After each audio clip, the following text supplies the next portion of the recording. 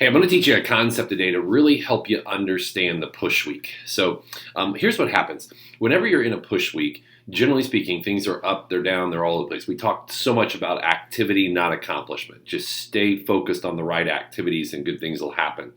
We talk about the 5 good days, 5 average days, 5 bad days, 2 or 3 wild card type days. But I want to give you something that hopefully will help you really put this all into one big perspective and really help you understand it.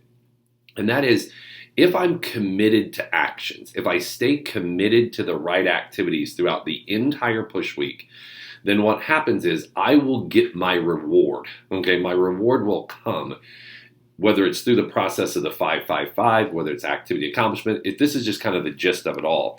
And this can hopefully help you number-wise as well, like actually looking at the physical numbers to help you out a little bit. So here's the example that I'm going to use, or that I'm going to walk you through. Not the example, there's an example attached to this as well. So here's the first thing. This is kind of how push weeks go. Okay, so what happens is if I say, hey, I want to have a big push, the first 5 days of the push week, so what in this case is 25%. So break the push week into 25% increments. Roughly the push is 19 days. You have 2 phone days mixed in, so it's really 17 working days, but it's 19 days, okay? So if you go, okay, 19 days, in my first 25% of my push week, I should roughly have about 10 to 15% completed. So if you said, I want to have a 10K push, and you're sitting here today, and you're somewhere between 1,000 to 1,500, then you're actually on track. And that's if you're watching this, depending on when you're watching this, if it's Friday, Saturday, whatever it might be. You might already be through your Friday, or you might be in your Friday right now. So it's 15%, okay, is what we're talking about. So if you're above this, so let's say you're sitting here and you're at $2,000 today, well, then you're on track to do way more than 10 grand. If you're sitting here today and you're at $3,000, then you're on track to do more like 20 grand. If you're on saying I'm right now sitting at $4,000, then you're on track to do more like 25 grand.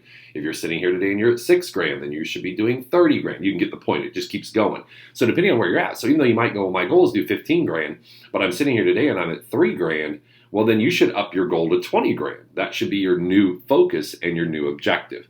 So the first 25% of the week, the push week actually should account for about 15%. The next 25%, which in this case would be Saturday through Wednesday, should account for another 20%, bringing you to a total of 35%. So what you do Saturday, Sunday, Monday, Tuesday, Wednesday. Now I know Sunday's a phone day, so I say, well, I'm going to increase sales while I have a phone day. Yes, because remember, you should be building momentum. You should be building your skill level. You should be building your recommendation base. You should be building the quality of your recommendation base at the same time. The next 25% then accounts for another 25%. So this is the first time you actually have 25% accounting for 25. And that would be the following Thursday through Sunday. Now, I know that if you look at this one might look at it and go, well, wait a second, Thursday, Friday, Saturday, Sunday, that's only 4, because remember we have 19 days, so we kind of lose a day in the 25% somewhere. So I just lost it in here. If you want to push it back, you can rotate it around wherever you want.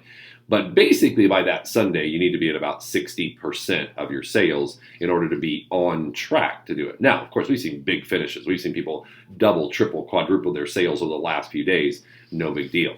And then what's the end? Okay, the end is pretty simple. The end is, well, if I do the rest, I basically should get to 100% by that next Monday through Friday, which would take you up to the end of the push on Saturday, technically. So this is kind of how you look at it. So if you get to the next Wednesday, so let's just go back up here and say, let's just say we got to Wednesday and you were at 35%. Okay, well, if you're at 35% by Wednesday, then you say to yourself, what? Well, if you're at 35, if you're at 30, let's say you're at 3,500, then you're right on track. Now, let's just say you got to $6,000. Well, again, you got to up your goal then, because if you plan on continuing to work and not just kind of wimp out during the push, and you go back to the commitment to activity, I'm not committed to this number, I'm committed to the activity, and the activities will continue to pull me and pull me and pull me closer to the number, and I build momentum as I'm going.